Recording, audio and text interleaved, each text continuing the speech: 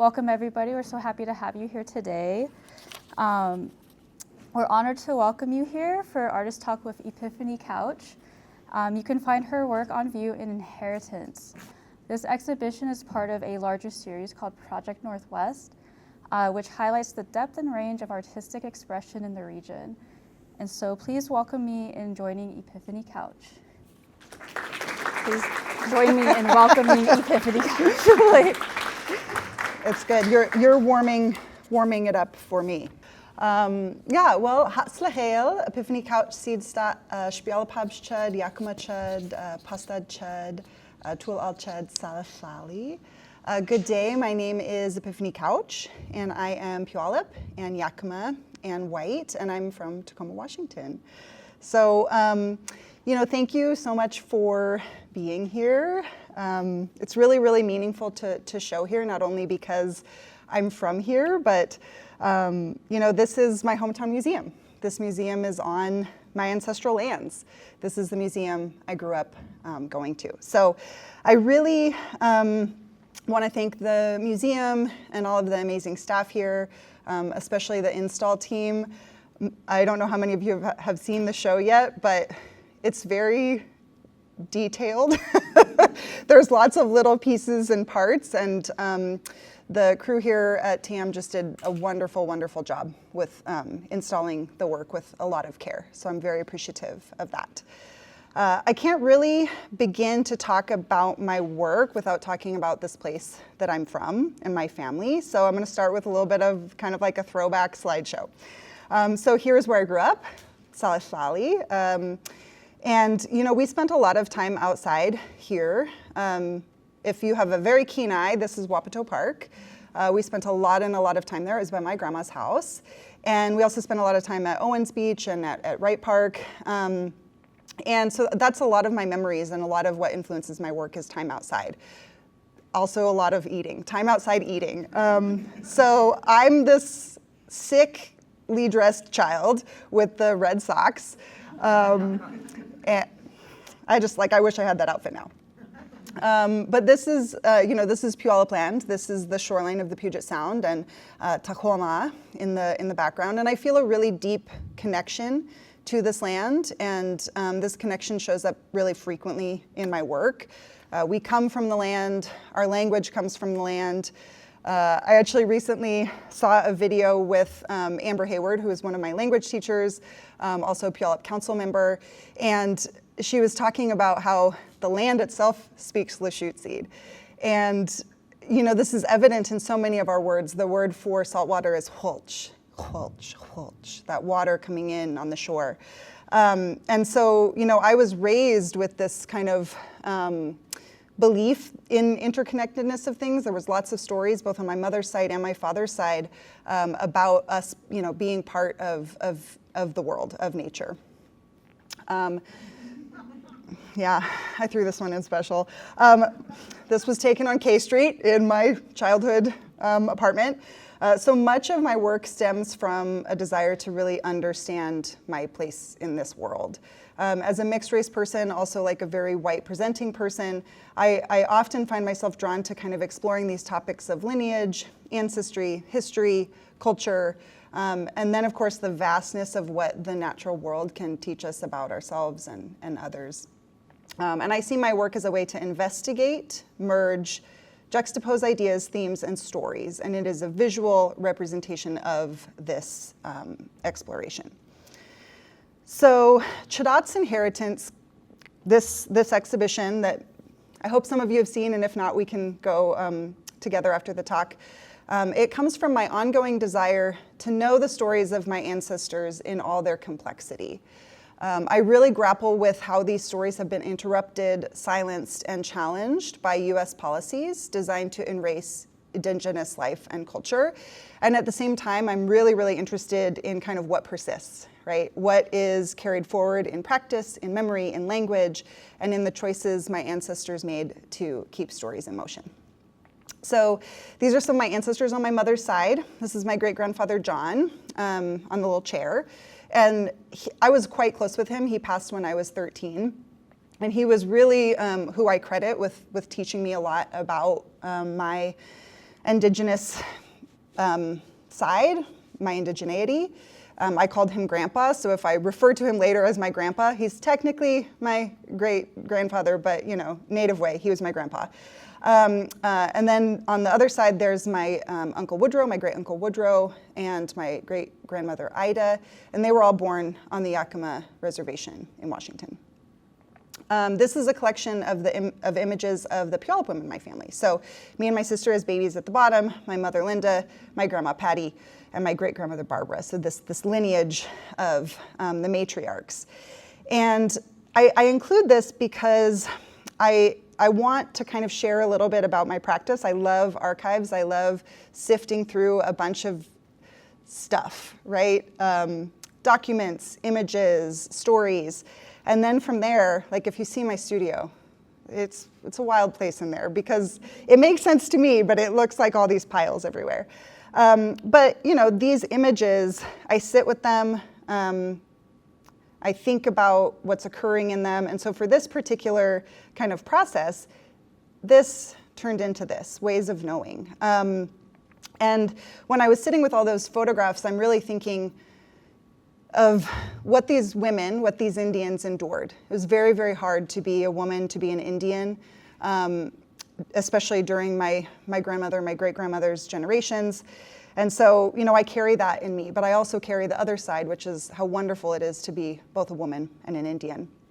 So I think it's also important to talk about the archive and kind of what I think about the archive. And to me, I approach the archive not as this fixed record, but as one of tension, a reflection of both what has persevered and what has been taken, misnamed, or obscured. So archives and photography in particular are so interesting to me because they're sort of, we're sort of taught that they're factual, they're facts, when in reality, a census record or an image, there's a lot of information that was determined by who was recording the information or who was giving the information. And so the first work I wanted to start with is Burdened with More Beautiful Things. This work really started with this one photograph of this house. This house was my ancestor's house. It was on the Puyallup Reservation. And a lot of my process also involves writing and kind of thinking about my work through written word, through poetry. And so I thought I'd actually read the piece that I wrote about this work when I was working on it. The year is 1891. The photographer Thomas H. Rudder is living in Tacoma, Washington, and photographing the Puyallup people.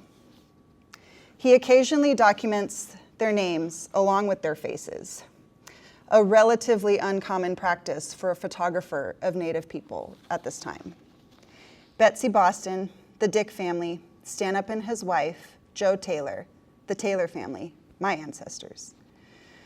Rudder has a particular style, a composition he relies on again and again. Families lined up or gathered in front of their homes or arranged on their porches. Children's faces are tiny blurs as they move about, can't sit still. Some men look at the camera, some do not. Women are almost always holding babies, balancing their little bodies on one hip. The homes are wooden, board and batten, clapboard or shingled. The Puyallup people all wear Western dress, except the occasional elder draped in a robe. The year is 2022, and I hold Rudder's photographs in my hand. I think about the treaty, the allotments, the new clothes with stiff collars, the boarding schools, the Indian agents, and the two-story wooden houses with windows and porches and wood-burning stoves. And I think about the lives my ancestors built for themselves out of all of that strangeness. We almost lost our language. We almost lost the weaving patterns and the knowledge of camas and cedar and salmon. We did lose other things, I am sure. The year is 1996, and I am sitting in the waiting room at the Puyallup Health Authority, staring at a carved mural, black and red. We almost lost that. Each generation does its part. My mother continues to tell stories so we don't forget. my sister and I learned to bead, to pull, to dig, to gather. It's not that we are reclaiming, but rather rebuilding. These things were always ours. And we will teach the next generation that in whatever form, cedar can always be a home. So I really wanted this work to be a home. It's also a story. It's a story of the past and the future. It's an inquiry into identity. Rutter's photo, there are actually two photos that I used in this work of the same home, of my ancestors' home. But I manipulated them, right? I mirrored them and split them. And I wanted it to be really visually clear that this shouldn't be taken at face value. They warrant more investigation. There's so much more happening here than what we can really see. This work I also asked my friend Cliff Taylor. No relation, unfortunately, although he would be a cool cousin to have. But he's Ponca, and he's a pretty well-known poet. And I asked if I could use some of his words in this piece, particularly the title, Burdened with More Beautiful Things. I credit to him. Because, it means we're emerging as people into this kind of new era, and we're taking our past and our history with us. And the ivy is really representative of this for me. It's kind of a visual representation of colonization, but then also having it be really stripped away, pulled all that off that wall, despite how hard ivy clings to a wall. So yeah, the next work that I wanted to speak about is draft stars. And I guess I'll say here too that I'm gonna share some of the pieces that are included in č'adac, and then I'll kind of share some older work that also has some similar themes to it. And then when we're done, I'm happy to ask questions, but I'm also happy to go to the gallery and we can look and talk together. So draft stars is another work that really started from an archival find. I came across my 4th great-grandfather's draft card into the US military. George Washington Olney, a native man named George Washington, yeah. His best friend was named Abraham Lincoln. So that's a whole other thing that I'm eventually gonna make work about. But it also kind of speaks to this sticky question of patriotism and especially among Native people. So for me, the star is this symbol of navigation. It's connection to those who have passed on. And in the military, stars are given for acts of service. There's a whole star ranking system. So the star, kind of especially rendered in this particular way, the morning star, for me really pays homage to my lineage, to my tradition, to cultural arts, but it's also investigating kind of how and why my ancestors were maybe drawn to military service and pride in this country that in so many ways took so much from them. So each of the points on the star is one of my ancestors' draft cards. I ended up finding about 12 for my family, including my grandpa's. And these works are titled Draft Star, the first one, Draft Star 1, Truth is a Vast and Complicated Spectrum, and Draft Star 2, The Illusion of Freedom, the Reality of Freedom. And for me, this really speaks to kind of this duality, and also, again, this idea that it's our responsibility to investigate truth and also perhaps accept that truth is a spectrum. And this kind of came to me as I was looking at these draft cards. The front is, information. The back is about their physical body. So in case injury happened, how could they be identified? So this here in the upper right, it kind of shows there's a check mark for, your color of your hair, the color of your skin. Are there any identifying things about you that could be helpful in identification? And what I found was my ancestors, some of which were full-blooded siblings, marked different things. Some of them said they were white. Some of them said that they were native. Some of them said they had dark skin and white. Some of them said, all of these different things about their identities. And it really kind of got me thinking about the archive and these are facts, but also what does that mean about the pressures that they were maybe under or what they were trying to achieve in their lives. Was it better for them to be Native on this particular paper? Was it better for them to be white? So it's just really interesting questions that I think about with identity and the United States and how the United States treated Native people. Another work from this show, We Are Not a Conquered People. This work, to me, is really about the future. But like so much of my work, you know, we have to consider the past when we're thinking about the future. Sure, you've noticed by now my bird obsession. But it's really that birds, for me, sort of become this metaphor for knowledge. They're carriers of knowledge. And so for this work, the hawk actually, it's an image of a dead hawk. And the photo in the background of the original photo was all of these, you know, fall leaves. And I didn't care for the texture of the leaves and the texture of the feathers, so I started to cut the background out. And then I realized that the bird actually looked quite alive when it was removed from this background. You know, I was holding it up and I was like, wow, it looks like it's almost still in flight. And this became kind of this really interesting entry point for me, likened to our culture. You know, there are so many people in this country that think that Native people are extinct, when in reality there's so many kind of deeply rooted connections that I still have, that I'm building, that exist for so many people that it's impossible that we can disappear. So this work, I consider it a bloodline. And, you know, one hawk is representative of the past, one is representative of the future, and then floating in between them kind of both ways is this representation of our rich culture, of our blood. And so there's kind of these little elements included that I've been collecting over the many years that represent those things. Florence and Johnny at Mother's Allotment Home. This one is really special for me. This is my grandpa, John, and his youngest sister, Florence.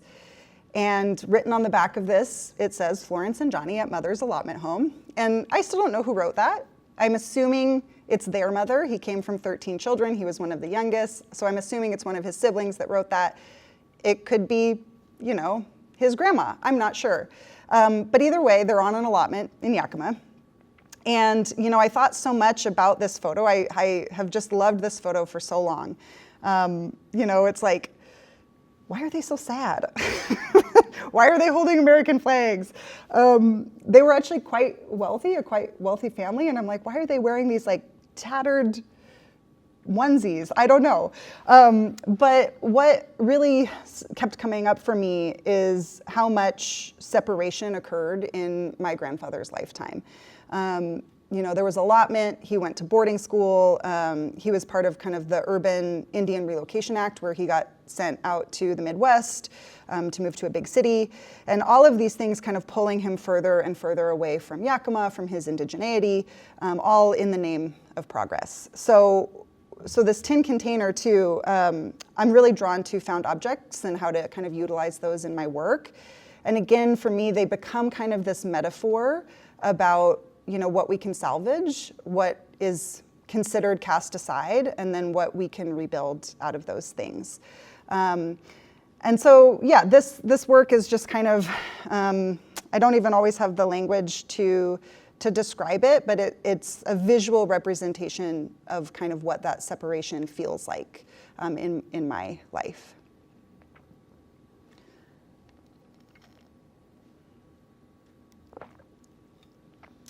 A hat for you to wear in the afterlife is sort of an evolution of this idea of reclaiming materials. This was actually created during a residency I did in Portland called Glean. And it's similar to the one up in Seattle with Recology, where a group of artists get access to the transfer station and they get to go in and kind of glean materials from the dump. I loved it.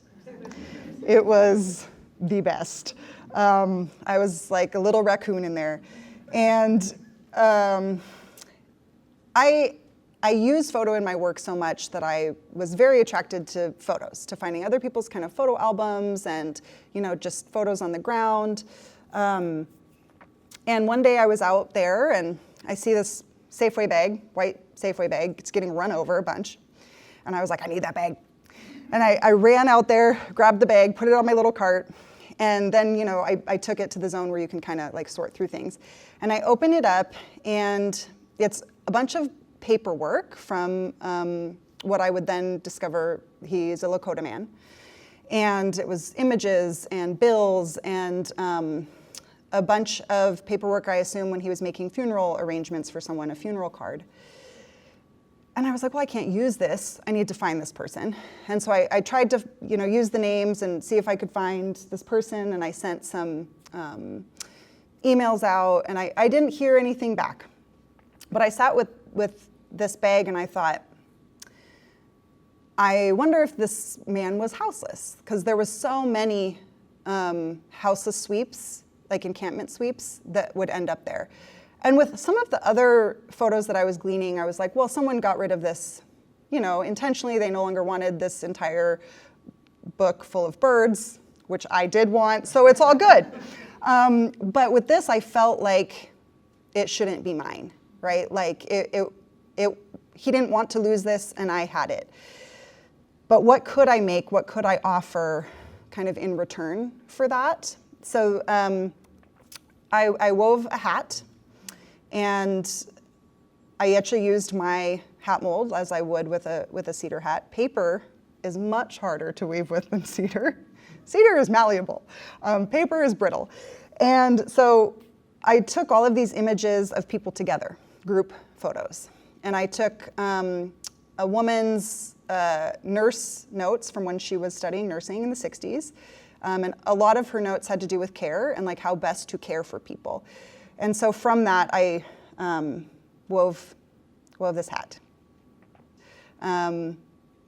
All of the materials, the beads, the yarn, it's all found material. And so the one element that I did use from that bag is this. It's the little card right on the front, and it says "In Remembrance," and it has a Lakota prayer on the back.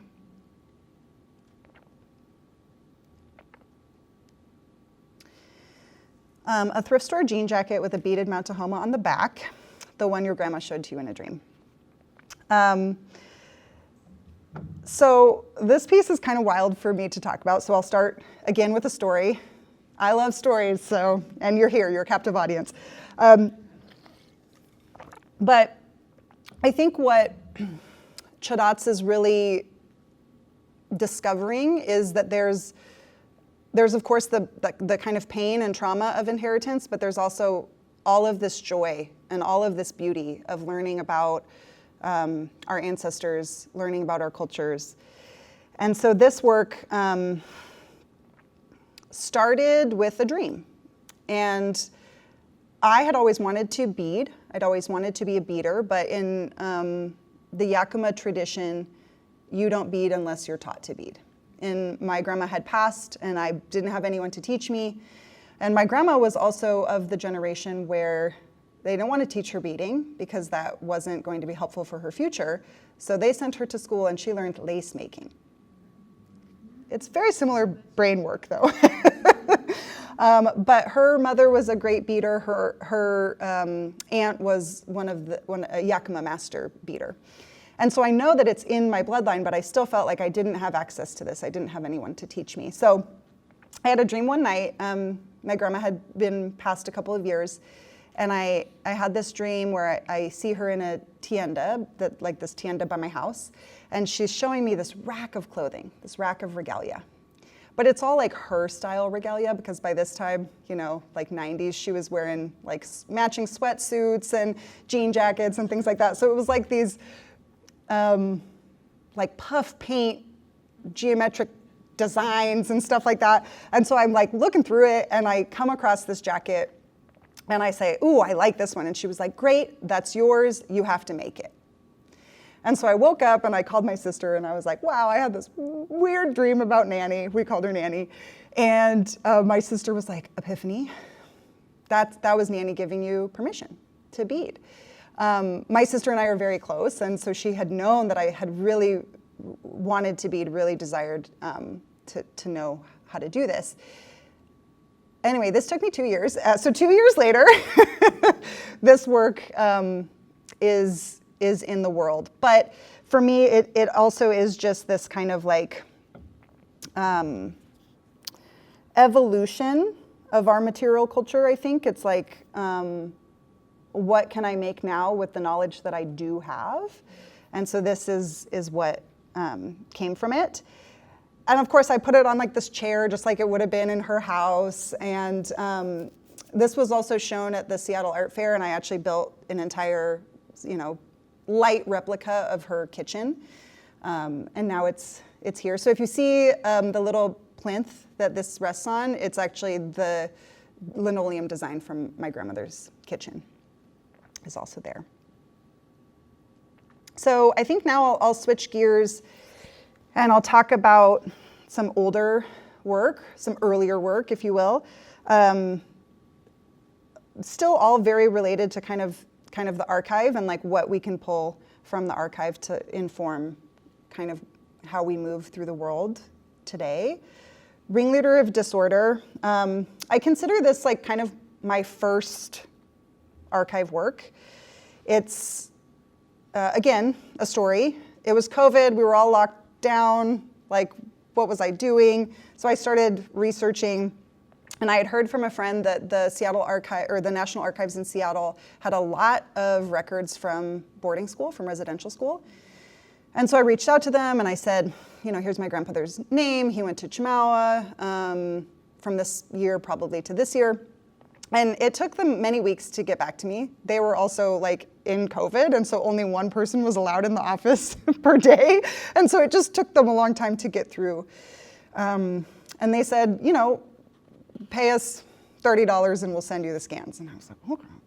So I got like 55 pages of scans of my grandfather's records from boarding school from 1930 to 1936. And I shared them out with my family, of course, and we're discussing them, but I was just having like a really hard time engaging with them in kind of this digital form. So I started to print them out, and then I was like, but I kind of want them to feel more like the real thing. So then I started basically recreating them, finding the right colored paper and like hand dyeing paper and folding it in the exact same way you could see the folds in the scans. And then I was like, this is amazing. I basically have all these, like, I have his file and I'm like going through it. And so it just really became this kind of record of this period that he never talked about. He talked a lot about his time in the CCC. He talked a lot about growing up on a farm, but he like never really talked about boarding school. And then it's also an archive. So this isn't his perspective. This is the perspective of the school. And his nickname, referred to by multiple people, including the superintendent, was the ringleader of disorder. And I loved that. Because my grandmother, his daughter, was the exact same way. And so in my bloodline, it's like I come from this lineage of people who don't give an F, And so I wanted to carry that on, and I wanted to honor that. So I created a parfleche, and so a parfleche is basically a rawhide case, and they're called Indian suitcases a lot. The plains and the plateau tribes, typically when you see them, they're beautifully decorated, like bold kind of primary colors, and they would pack up camp and they'd put all of their precious belongings into these cases and travel with them. And I thought, these are my precious belongings, but I also don't have a design because of what was taken from us and my family and my culture. So I just made this kind of plain rawhide case that holds them. I have some process images here to share because I love to share process. This is Eddie, my dog. He's a very good dog. He's not a beggar. And I was like, what is his deal? Why does he love this so much? It's rawhide. He was like, that's for me. I'm pretty sure. That's definitely for me. So he was very attentive during this whole process. The stars I followed to get here is another work that really kind of thinks about navigation and using the stars as kind of navigation forward. But for me, with this work, it's about navigation culturally, how to navigate my lineage and my ancestry. And this really started out, again, as merely research into my own family, kind of this triangulation of info. I would hear a story from my aunt. I maybe had an image in our family archive. Then I would research online, ancestry.com. And then I'd kind of get into this like archive rabbit hole where then I'm like at UW's archives and I'm at the Northwest Museum archives. And I'm piecing together stories of all of these people's lives. So it's 9 of my ancestors. And each constellation, it's a made-up constellation based on the places that they lived in their lives. So all the American continent, which helped, and then kind of tracing, okay, they were born here, they moved here, they died here. So my great-grandma Ida, she lived in like 4 different places, in Toppenish, Wapato, Yakima, like White Swan, all, like, 10-mile radius. Hers is tiny little constellation. And then other people have these much more complex constellations. The runaway is my grandma Barbara, my Puyallup grandma, and she met my grandfather at boarding school, so they both attended boarding school, and she ran away multiple times. She moved all over. Her life was really, really chaotic. And also, as you can see by the star, kind of beautiful. And I can use that as I navigate my life forward, their experiences and their stories. And so each one, also because I am a writer, is accompanied by a little story about what I know about these people, right? There's so much that I don't know, but what do I know? What is my connection to them? So I'll read The Bear Hunter. This is George Washington only, by the way. We're coming back to him. G.W., my 3rd great-grandfather, everyone holds you in high regard, even Bear. In a story from when you were a young man, you spoke to Bear, in Indian, of course. You walked right into his den, slipped a rope around his neck, and let him out. Today, that Bear language echoes through me. And this story I was able to find in a collection of Yakima stories. An ethnographer had collected all of these stories, and there's a couple page story from my ancestor about this experience. And I'm reading through the story and I'm like, is this like a trickster moment? Is he just like, he's got this white guy captivated by his story, and he's just like, I'm gonna mess with this guy. He's like, yeah, I just walked right into the bear den, like pulled him out, no big deal. And so again, like, what's the truth here? It also totally could be true, I'm not sure. But what I can take away from that is just his energy and the fact that he was one of these people who would either go in and get a bear or either lie about going in and getting a bear. And so of course, his name is the Bear Hunter. Chokecherry sister and Huckleberry sister. So growing up, I didn't know a lot of our stories, either on my Puyallup side or my Yakima side, our traditional stories. Again, my grandfather talked mainly about his family, mainly about farming life, about the CCC. He was actually in the Indian Civilian Conservation Corps, but he built a lot of the bridges out kind of near Morton. And so it wasn't until a couple of years ago that I really started to become really interested in kind of our traditional stories and what they can teach us. And so this story is about Chokecherry sister and Huckleberry sister. And to me, it really speaks about this ability to view the world as kin, view these plants and animals as relatives and not just these other things. And I was like, oh, how can I represent this? My sister and I, as I mentioned, are very close. We spent a lot of time outdoors growing up. My dad was a mountaineer, and so he took us backpacking a lot. And both of my parents, on my white side and my native side, had a reverence for the earth that was different, but the same. Like, we were not allowed to take anything. Like, I would be like, Papa, I really want this tree bark. And he'd be like, no, it has to stay here. And so I'm thinking about this relationship with the world that I was raised with, the relationship with my sister. And so chokecherry sister and huckleberry sister are what kind of emerged from this. And I'm the huckleberry sister, my sister's the chokecherry sister, and kind of instead of this kind of black silhouette, that very traditional Western silhouette, we're made up of the earth and the water. And then there's images that my dad took. My dad took all of these images when we were growing up. So kind of a collaboration with him too, used with permission.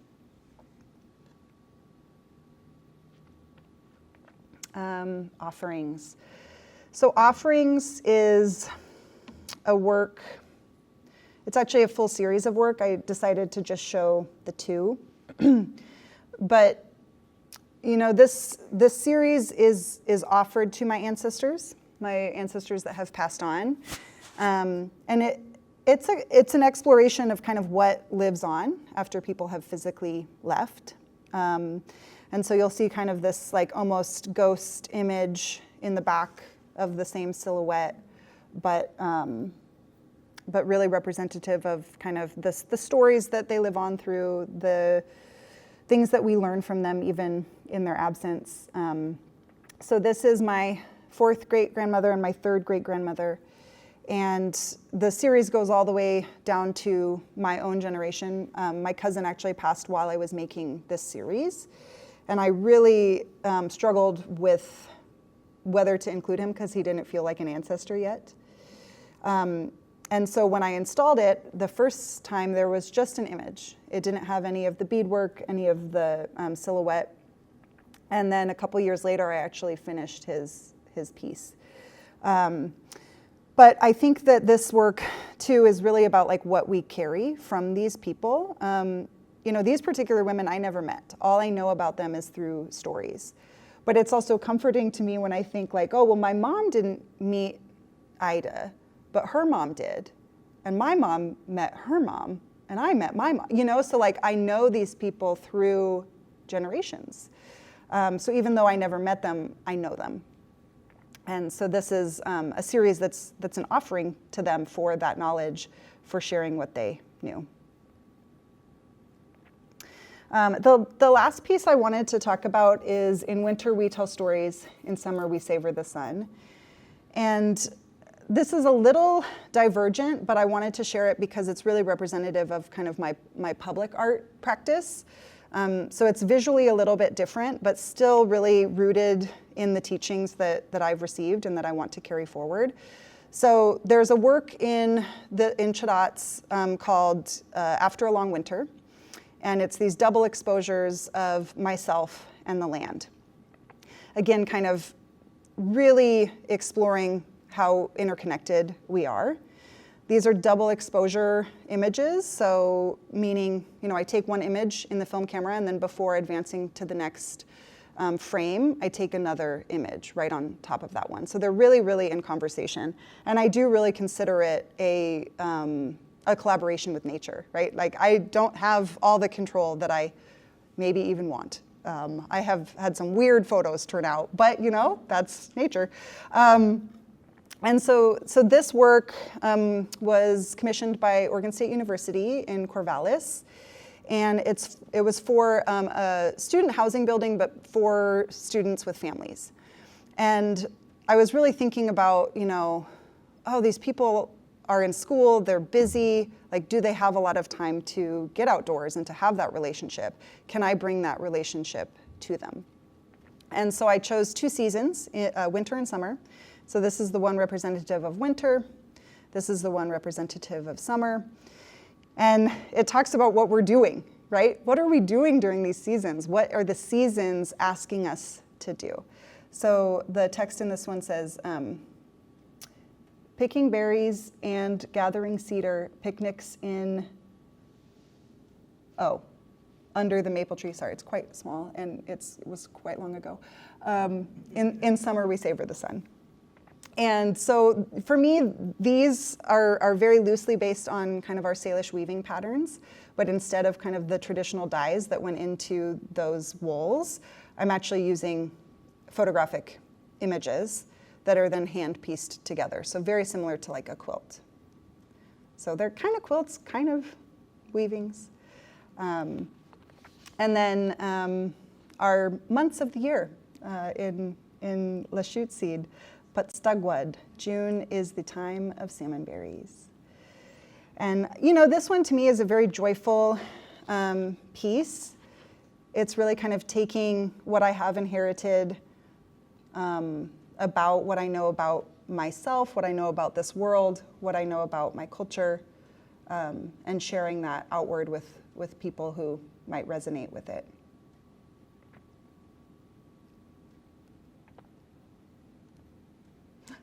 That's it. Thank you.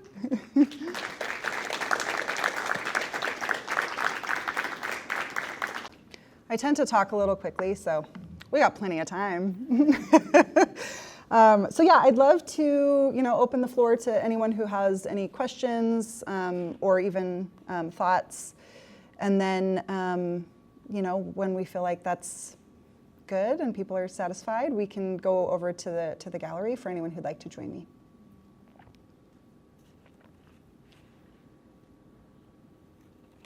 Yes, yeah.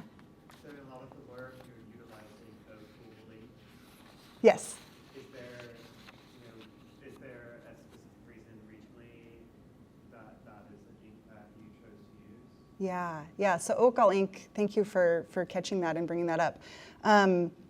Oakall ink is a really fascinating ink, and it was used in a lot of early documents, early government documents, which are obviously of interest to me. But it's also just a wonderful process to gather oakall and turn it into ink and to use that ink. I'm very fascinated also with not only like the found materials of like human created things, but also the found materials that we can harvest and use in our practice. So for those of you who aren't familiar with oak galls, they're this amazing kind of symbiotic relationship between this particular type of, I believe it's a wasp, and the oak gall tree. And so the wasp will try to kind of embed, or oak gall tree, I mean, they do make oak galls, into the oak tree. And then the oak tree is kind of like, oh no, thank you. Like, let me make you a little house. And then the oak tree responds by making this little home for the wasp to lay its larva in. And so you see them at the base of oak trees a lot in this region, especially out on the Columbia where it's like a little bit drier. Lyle is where I get a lot of my oak gall, down to Southern Oregon as well. But it's just such a cool little thing. And then you can smash it up, and I use a little bit of iron or even just sometimes rusty nails to kind of mordant it. And then it sits in my fridge. So if anyone would also like some oakall ink, hit me up because I have a lot of it. But yeah, it is actually this color here that you see. Each batch is a little different. Some of them turn out more red, some of them are a little bit darker, but it's a really, really rich color.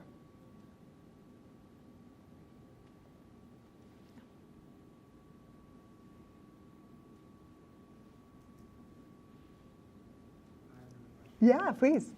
So I make things also that deal with memorialization of people who I never knew, but who I'm tied to, like as a transsexual. When you made the hat, like how did you, like we usually,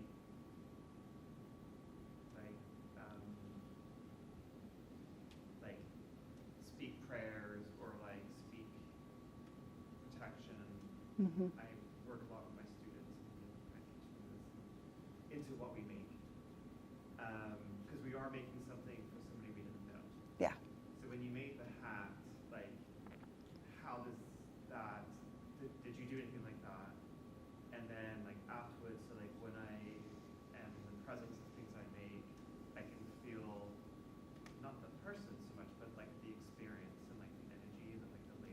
So is that something that do you have any sort of connection with that? How does it feel to you to make something out of these belongings that you discovered in these histories? Yeah. Yeah, it was actually really difficult. It was a very emotional residency for me because I was dealing with emotionally difficult material. You know, when I weave with cedar, there's a lot of joy and gratitude in it, and you can feel that, right? This tree that has offered itself. There's all of this processing that you typically do with other people.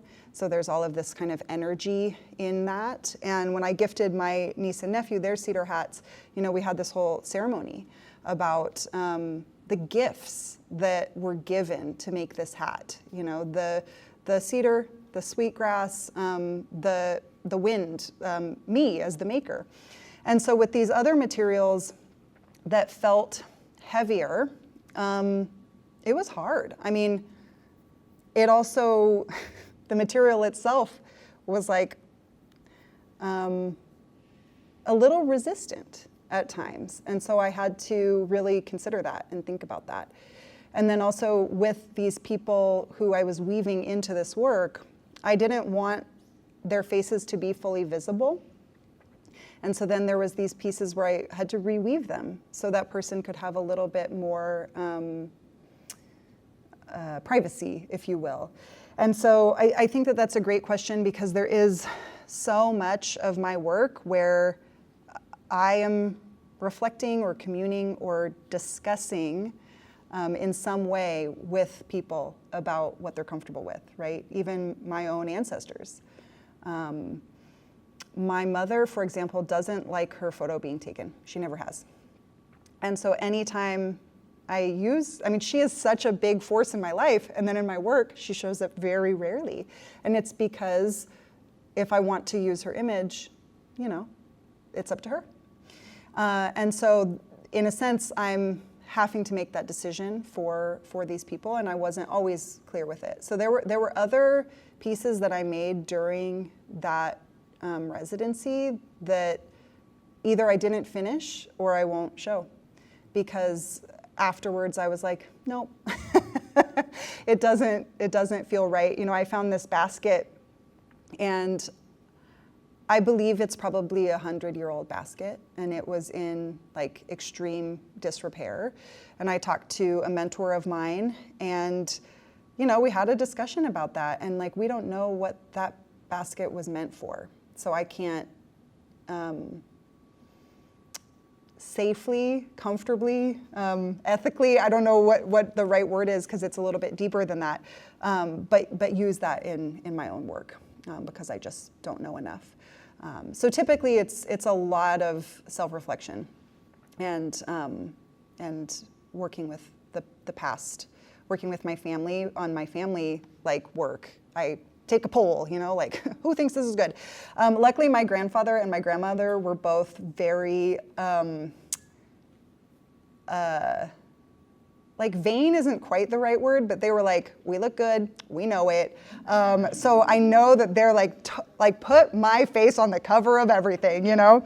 But there are other family members that I just didn't know well enough to do that with. So, but as I work with them, I get to know them better too. So sometimes that changes over time. But yeah, that was maybe a long-winded response, but it really got me thinking. So thank you for that question. Great. Yeah, yes. First a comment, because you made me think of something. Yeah. I love that you chose the word privacy versus anonymity. Yeah. They're very different, Yeah. and I get that personal aspect from your work. Mm-hmm. Oh, thank you. Yeah. You mentioned you really enjoy process. Yeah. Do you have any sort of, I will say, ritual or some way you kind of enter your process or your studio space? Yeah. Yeah, so my studio is in my home, which means sometimes I need to remind myself to have a little bit of a ceremony before I enter it, or else it can feel, it's like the laundry, right, where it's always there and it always needs to be done, and you're just like, you know. But I have a smudging practice and I have a prayer practice, and that's typically how I start my day, regardless of the day. But if it is something where I will be making, I'm thinking about that also in my prayer for that day.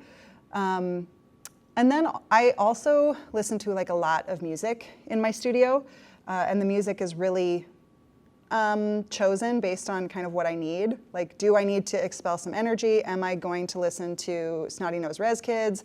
Or is it like a Tracy Chapman day? You know, like I'm guided by kind of the music, and that's very helpful to me in kind of setting the tone for the work that I'm doing.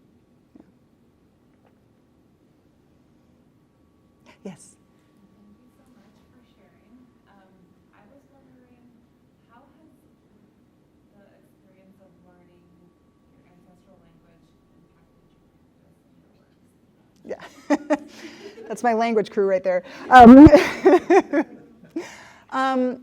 So I'll share a little bit of a story. This was a couple years ago. I think I'd been learning Lashute seed for maybe 1 year. And I went and visited some ancestors at the Puyallup Cemetery. And I was sitting there with my great-grandmother, and I was saying, Dakaya, Dakaya, my grandma, my grandma. And I realized that she knew that, you know, she knew that language. And then I like looked around and I was like, so many people here knew this language. And it was like right after we had learned like the families chapter. So I was like walking around and I was like, Bod, what's up dads? Skaz, what's up cousins? You know, and I was like saying these, I don't know these people's names, but I know their relation. I know that they were someone's dad. I know that they were someone's cousin. And it became like this thing that I still do now. Like I go and visit and then I speak to all of these other people in Lashute seed. And so it has actually just really changed my relationship too with the tribe and really feeling more connected to the tribe than I ever have been through the language. You know, I grew up going there. My mother taught at Chief Leshai. Like I always felt like I was Puyallup, but it wasn't until like learning the language and having kind of this deeper layer to it that I felt like I was like allowed to be Puyallup, or you know what I mean? Like it was something that I couldn't even deny. It was so deep and a part of me. And so this is why I use the language a lot in my work, even if honestly I don't even know how to pronounce it yet. I also have a very good relationship with our language department, and I asked them, and so they helped me actually with č'adac, because that was not a word that I knew prior to this exhibition. But I said, I want it to be inheritance, but I also need it to be in Lashute seed. And so they're super, super supportive of my work, and also just bringing visibility to that language because it's here. There's other times where I'm traveling, and even down in Portland, it's like, we traded. That land has also heard Lashute seed. So, you know, I used to kind of hesitate introducing myself in Lashute seed because I was like, well, no one really understands me, and then it feels kind of weird. And now I'm like, the land understands me, so it's still important to do. Mm-hmm. Does that answer your question? Okay. Yeah. So oftentimes with my own art, it's like I have two different experiences, and one is as like the artist and the creator, and then the second is as like the first viewer. And a lot of times with mine, even though like I as the artist am like creating it with these sort of intentions or thoughts, it might not be until 6 months or even a year later that as the viewer I start to put pieces together about what I created, Mm-hmm. And like creating more, right? Yeah. So I was wondering maybe about some of your reflections or revelations about your own work now that you're multiple years into these different series. Yeah. That's an amazing question. And I think that every artist is constantly doing that, right? Where you're like, I made a thing. And then years later, you're like, oh, that's what I was doing. And actually, this whole exhibition is that. So when Ellen approached me about it. You know, they didn't have a budget necessarily for me to make new work. And that was my vision, right? I was like, my first museum solo show, I'm gonna make 60 new pieces. And I had all these ideas. And then I had to really like bring it back to what was realistic. And so the work in this show is all work that I created for other projects, for other exhibitions.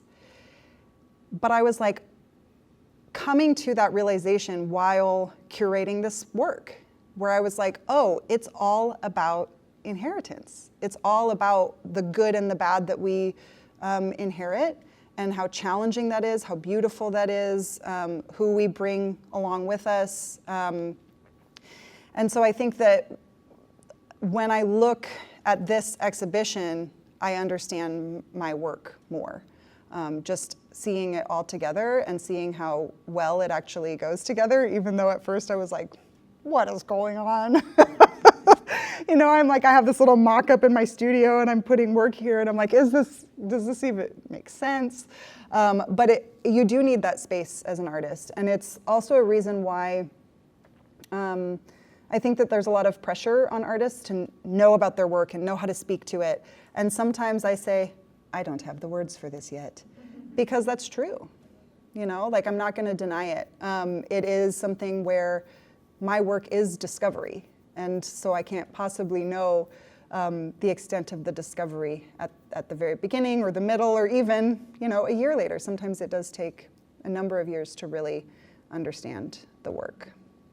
But I will say I'm very grateful that there are very few pieces where I'm like, yikes, what was I doing there? Most of the time I'm like, oh, way to go me, you know?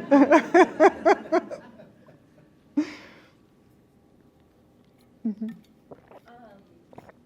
As you were talking about kind of like collecting these documents and these photographs and these, elements of your family history, I recognize a lot of that in myself of like being sort of this family archivist, of having all these boxes of like letters and, like you were saying, like draft cards, all these different things. And I was thinking about like how I feel as like being a keeper of those things, Mm-hmm. and like this sense of having the responsibility of pulling threads from the past into the future, Mm-hmm. and like being the ancestor in a way of like these future generations that are still to come, and like these stories and these people who you want to share with the future and the future children and the future generations. And I just wondered, like, is that like a sense that you feel in being kind of both that, like, in that archivist role and also as an artist and in your work? Like, is that something that you're thinking about, like, as you're creating these works about ancestors and these people who have passed? And like you were saying, like, I didn't know that person, but like, I know my mom talked to that person, or my mom talked to my grandmother, and my grandmother talked to that person. Mm-hmm. So there's this thread that you're pulling through history towards the future. Yeah. Big time, yes. I will say that, when I was first exploring a lot of this work, I've been an artist since I was quite young, almost defiantly so. And in college, I was making these very like intimate little books about my ancestors. And I'm not going to say that I think my art professors really understood what I was doing. And so they kept trying to push me into like, I have a sculpture degree, and they were like, what about steel? Maybe you should make some big steel work. And I was like, all right, I'll try to make some big steel work. But I kept returning to these very kind of intimate little works. And they were honestly for me. It was a way for me to understand things. A lot of that work was about the land. A lot of it was about my grandfather who had passed. And it wasn't until a couple of years ago, overhearing my mother talk about my work, where I realized how healing my work was for her. And that really kind of changed things for me, where I was like, oh, I'm thinking about myself in the future. I want my niece and nephew to know their culture, know their stories, know their ancestors. But then I realized that like I'm healing forward, and that's what I was focused on, but I'm also healing back. And I'm like the conduit for it a lot of times. And yes, also the family archivist. Like I am the one with all the weird boxes of papers, some of which I don't think my mother has even really seen or gone through because I think they're too painful for her. Whereas I can kind of help maybe filter and then through my own thinking kind of bring context to it and we talk about it. But it's also, my work has started a lot of conversations in the family too that I think we wouldn't have had otherwise. Because as an artist, you get really curious about like super random little things. Like we have some stories of my grandfather that he recorded when he was in the hospital. I was probably like 11 at this time. And he's talking about all the lambs that they had. And so I asked my aunt, or my mom, and I said, I didn't know that they raised lambs. And then my aunt from the other room is like, they didn't raise lambs. They got gifted a lamb that they then had to take care of every year. And it's like these little stories that come up. Like I never would have known to ask about what the story of the lambs were had I not had that little kernel that I got to start with. So that's when I share my work, I oftentimes will share first that little kernel because I think we can all relate to that. Like we all have that little starting curiosity or image or something that kind of sends us on this path. This work is just the visual outcome of that experience. Yeah. Thank you. And way to be the archivist for your family. It's not an easy role. Yeah. Like thinking about like healing into the future, is in your work, do you think of also like implications of the land changing as we're facing like climate crisis? Like when I look at this piece, what keeps standing out to me when I just look at the information is like the big leaf maples are in trouble. Mm-hmm. And so I see this as like an honoring of them and also a reminder of like, oh, they might not be around Yeah. to celebrate. Yeah. So I was just wondering if that's a consideration when you're thinking about like healing into the future. What's this world going to look like Mm-hmm. in 7 generations? Yeah, I think it's more underlying in the work, meaning that, the more kind of awareness we bring to our relationship with the earth, the more people honor it. I had my own experience with this as, in my 20s, learning about dye plants. And, going into the forest and like walking around and realizing that I know the names of all of the plants and that I know throughout their life cycle, they're offering different things. It really makes you see the world differently. And so that's my hope, is that by encouraging people to see the world differently, we won't be in the place in the future that we are now, where we will have a lot more people who are informed about how to care for it and in their hearts want to take care of it, instead of just being like, it's my duty to recycle, but what does that actually mean? I think it means we need to stop making the plastic instead of just recycling it. But we need to really think about that stuff before we can make those decisions. So building that kind of interconnectedness with the natural world is a huge part of my work. But it's subversive, I'm not like out there being like, you need to love salmon berries. You should love salmon berries, but but yeah, thank you. Yeah. What's the most difficult part about being like an indigenous STEM artist? Mm-hmm. Or, just an artist in general today? Yeah, money. Yeah, for sure, money. I mentor a handful of students at PNCA, and sometimes I'm like, well, actually, like every time, I'm like, they're never going to ask me to come back. They're never going to ask me to come back because I'm like, this is a hard path. This is a hard path. Like, you're going to have to get 3 side jobs, But I want to be realistic about that. And Calvin, to your question, I also think, and this might be an unpopular opinion, but I also feel like being white presenting gives me a platform that is easier to digest. And so I get to present work and bring people along with me, right? Like there are so many Indigenous artists that I think are incredible that are not getting a platform or attention or money or support. And I think, of course, that's, you know, partially racism. And I think that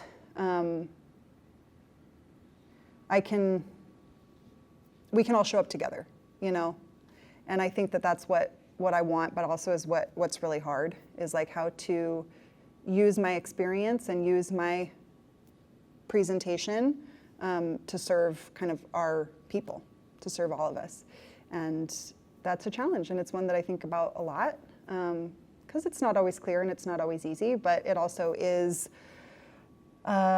important and something that I really do strategize around how to do. But I have a wonderful partner who helps support me a lot, both emotionally but also financially, so that I can do this work. And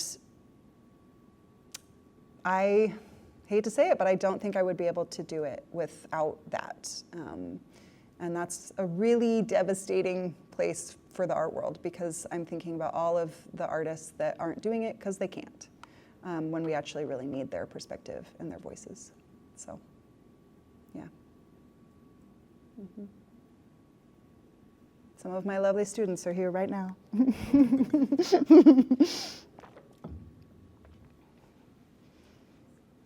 All right, any other questions? Do you think that you're going to continue to do archive work, or I just would like to see maybe like your like futuristic vision. Mm-hmm.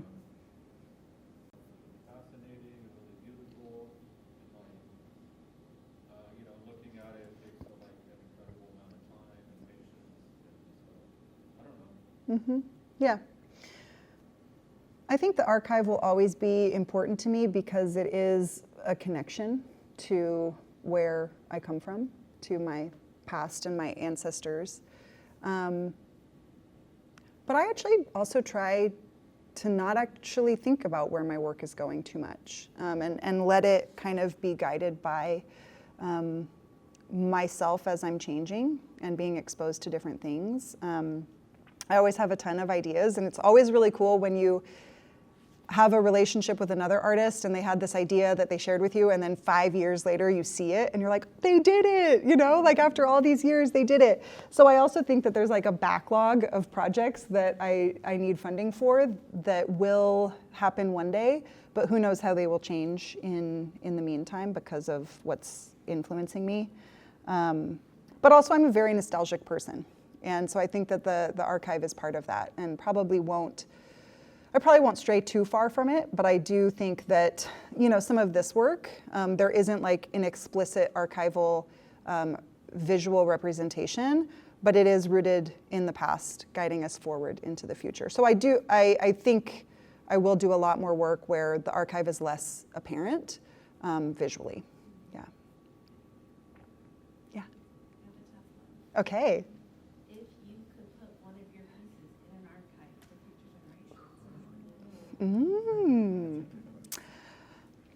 That is a tough one.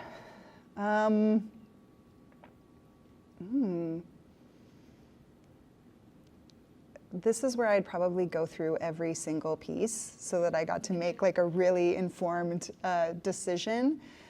But I think it would be this piece called Legacy, which I didn't include in this presentation, but it was an image of the Columbia River, and then overlaid, it has this beaded hawk.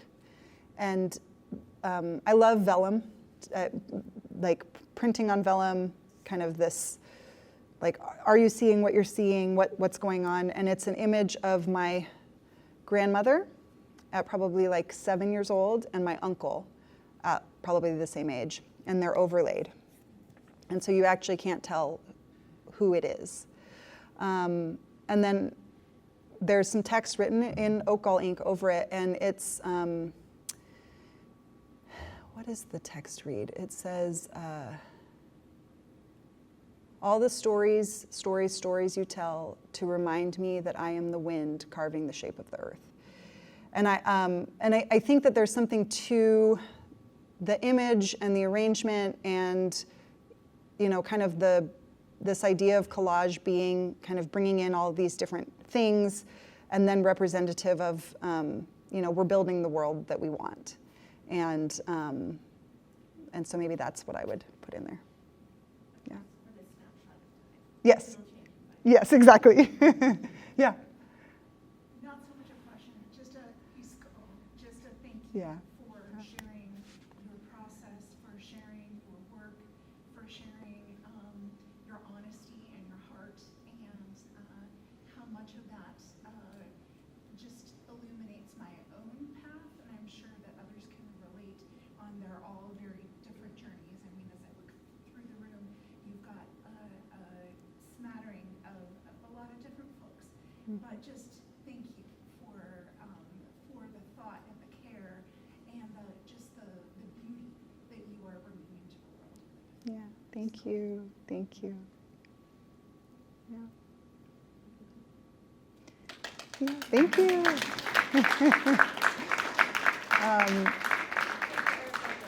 Yeah.